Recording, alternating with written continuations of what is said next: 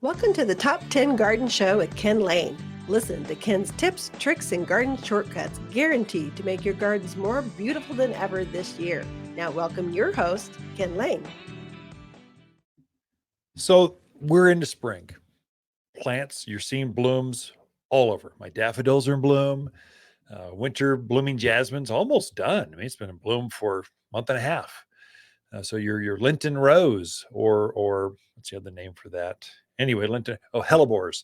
They've been in bloom for weeks and weeks. And it kind of compounds like a snowball. It just gets more and more and more. And the trees accentuate the peak of spring. So when you see the trees in bloom, you know there's no holding things back. It's going.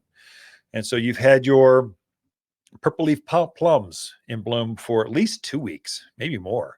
It depends on your elevation, and it really depends on your exposure, east, south, northwest. Just your east side will bloom earlier. Your north side is going to bloom a little later by up to 2 weeks. That concerns folks in neighborhoods going, oh, my neighbors, their peaches, their cherry trees, their purple leaf plums, their redbuds are in bloom. Mine aren't. What's going on? What'd I do? Might just be theirs are in a sunnier location. And so the sun, some of these are programmed to have so many sunlight, so many hours of sun, boom, just go. Or temperature, soil temperature specifically. So the soil temperature on the east side of gardens are going to be warmer. North side, it's going to be chilly. That's why the snow sits around so long on the north side. Well, that affects the cycle. So you'll see some of that. And so we start here in the mountains really with the cherries. There's a native cherry tree. It's white that blooms. It just kind of sets the goal, sets the tone. It's now spring. Thump, it goes. Purple leaf plums. This is a pink blooming flowering tree right now.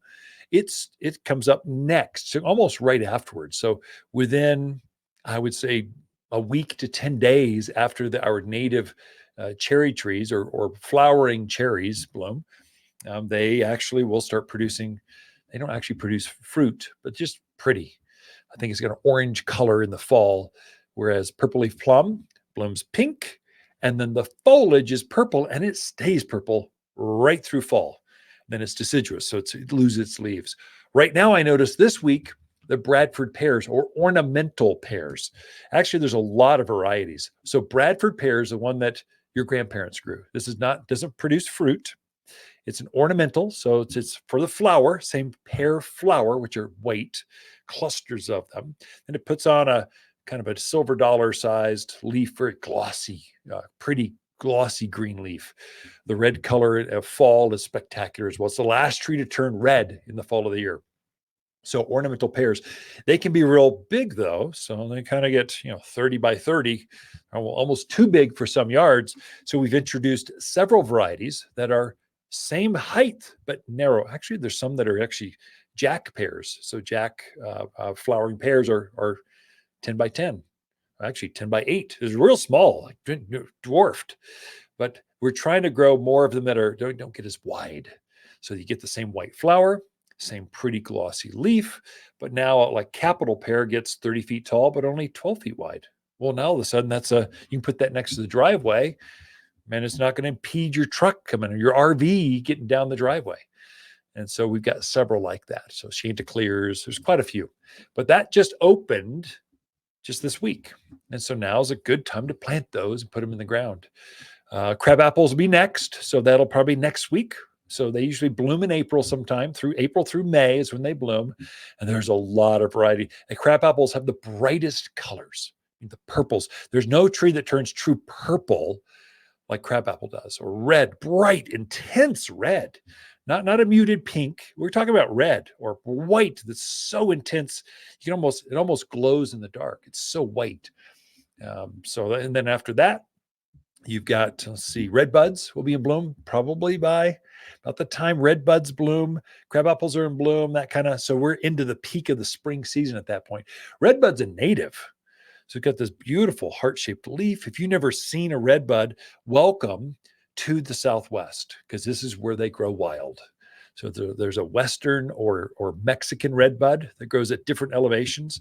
So if you've ever been to Lake Powell and gone to the arch halfway up the lake, So underneath the arch, literally right there underneath the arch or right at the base of the arch, there's a Western redbud sitting there growing just in bloom in spring. It's spectacular, just wild by itself. I think Lake Powell's at about 4,000 elevation, something like that. By the time you hike up to the arch, it's probably at 4,000. It grows wild at all these elevations. It loves growing here. Very drought hardy. They're native. I would say they naturalize very easily. Well, their shrub form. Sometimes you don't want a shrub. You want an actual tree in the middle of the driveway in that island area that's not too big, but not too small, but really pretty. So now you've got tree-formed lilac or red buds. So it's going to be Eastern red buds, or the one your grandparents grew. It's kind of a light pink, kind of like candy apple pink. It's that. Same heart-shaped leaf, so it's almost as big as your hand, heart-shaped. And its fall color is gold. It's very pretty, very robust. You wouldn't think it'd be that hardy with such a big leaf, but it is, because the root structure is massive. We're introducing more varieties for a brighter pink. We started growing, I'd say the number one seller right now still is Oklahoma Redbud, because it's got the same tree as your Eastern Redbud, same exact tree. The leaf is the same, the fall color is the same, but the pink flower is intense. I mean, like it's really deep pink. So we bred it for the flowers. Now we're introducing that same flower with different foliage colors. And so for tree form, so you've got Merlot, same flower as the Oklahoma Redbud, but now it's got red foliage. Same size leaf, still almost as big as your hand, heart-shaped, but the new growth is red. It's spectacular. The fall color, I believe, is orange on that one. Then we've got Flamethrower. The new growth comes out red, and the growth behind it is yellow, so it looks like a flamethrower. It's really cool. Equally as hardy. Same bright flower, that Oklahoma Redbud flower, but we're playing with or breeding the foliage is changing. So they do so well here. I think every yard should have a redbud. Now the question is, which variety is best for you? They're not too big, so all of them, even the biggest varieties, maybe 18 feet with some maturity by 12 at most, maybe 10 feet, 12 feet. Let's say mid-teens by about 10 feet wide is pretty normal for a mature, like 10 years from now, mature. It's never going to get much bigger than that, and easy to maintain, easy to water, easy to care for. You can't kill it. So redbuds are next. Then after the redbuds, I went on too long about redbuds because I'm excited about them. It's one of those new trees you get to play with. Robinia, or purple robe locust, it starts blooming usually about Mother's Day. Is when it's in full bloom. So if you love to have moms over and celebrate the backyard, and you just that first big garden party, you want something in bloom about then, plant a purple robe locust. It's got big wisteria kind of blossoms that drop down. I've grown them at all elevations. The most famous ones, I don't know why, probably because there's just so many of them out there, is Prescott Valley. You all grow purple robe locusts like I've never seen. They're going to get about 35, 40 feet tall by about 15, 18 feet wide. It's a true shade tree. But when it's in bloom, the wisteria blossoms are just magnificent. People stop and go, "What is that? I got to have one." But purple robe locusts have smaller leaves and rows of them. So it makes them very efficient for their water use. And when the leaves drop in the fall, they just blow away.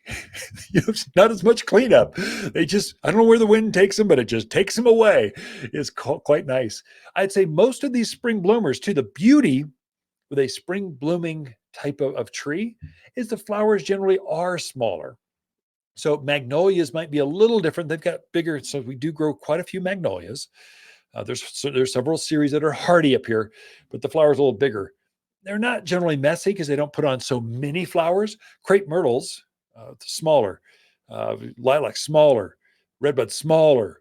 Crabapple, smaller flowers. And they just wisp away. There's just hardly any cleanup, even if you've got rock. Just pretty easy to care.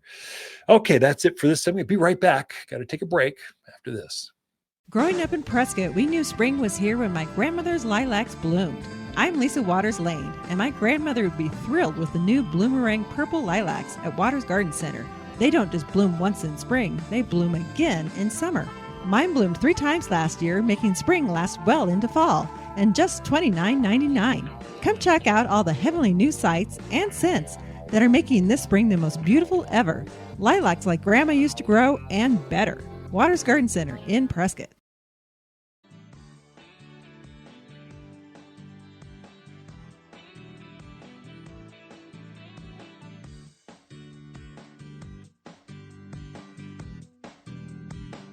You're listening to garden expert Ken Lain. He can be found throughout the week at Waters Garden Center in Prescott. Thanks for tuning in to the Top 10 Garden Show.